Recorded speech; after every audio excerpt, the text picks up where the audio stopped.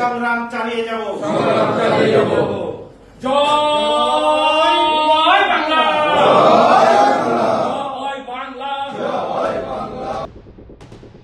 দিল্লিতে আওয়ামী লীগ নেতাদের উপস্থিতিতে অনুষ্ঠিত একটি ইফতার অনুষ্ঠানকে ঘিরে নতুন করে আলোচনা এসেছে ভারত বাংলাদেশ রাজনৈতিক সম্পর্ক।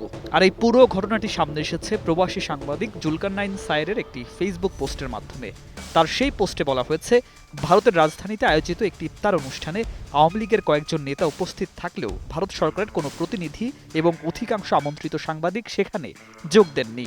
ফলে একটি সাধারণ ইফতার অনুষ্ঠানই রাজনৈতিক বার্তার ইঙ্গিত বহন করছে, এমনটাই মনে করছেন অনেক পর্যবেক্ষক। নগদ নিয়ে এলো হার না মানা হার অফার।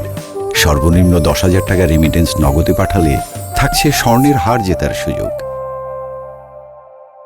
জুলকারনাইন সায়ের তার পোস্টে উল্লেখ করেন, সম্প্রতি দিল্লিতে গৌতম লাহিড়ী, সভাপতি press club of India, Awami লীগের কয়েকজন নেতা, ভারত সরকারের কর্মকর্তা এবং সাংবাদিকদের নিয়ে একটি ইফতার অনুষ্ঠানের আয়োজন করেন।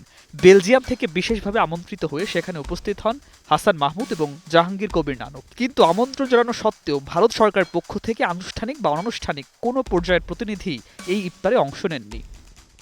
সাংবাদিকদের অনুপস্থিতিও চোখে পড়ার মতো। তার পোস্ট অনুযায়ী শুধু ভারত সরকারের প্রতিনিধিরাই নয়, অনুষ্ঠানে আমন্ত্রিত অধিকাংশ সাংবাদিকও সেখানে যাননি।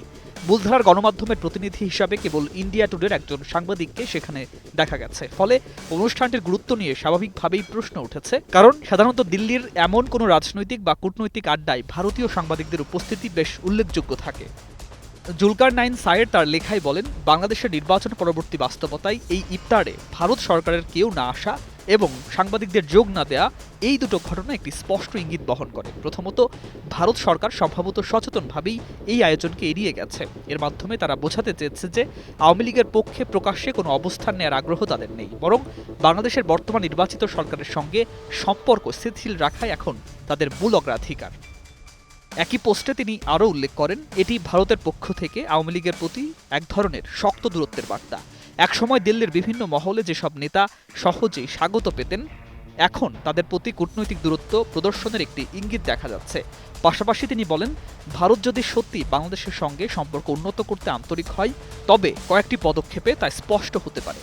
বাংলাদেশ ভারত সীমান্তে বাংলাদেশি নাগরিকদের গুলি করে হত্যা বা ধরে নিয়ে নির্যাতনের ঘটনা শূন্যে নামিয়ে আনা, ভারতে অবস্থানরত শেখ হাসিনাকে বাংলাদেশে হস্তান্তরের প্রক্রিয়া শুরু করা, ছাত্রনেতা ওসমান হাদি হত্যার সঙ্গে জড়িত আটক ব্যক্তিদের দ্রুত বাংলাদেশে ফেরত পাঠানো এবং জুলাই আগস্ট 2024 আন্দোলনের হত্যাকাণ্ডে অভিযুক্ত আওয়ামী লীগ নেতাকর্মী ও নিরাপত্তা সংস্থার সদস্যদের ফেরত দেওয়ার ব্যবস্থা করা, পাশাপাশি তিস্তার পানির ন্যায্য হিস্সা বাংলাদেশকে বুঝিয়ে দেওয়ার বিষয়টিও তিনি উল্লেখ করেন।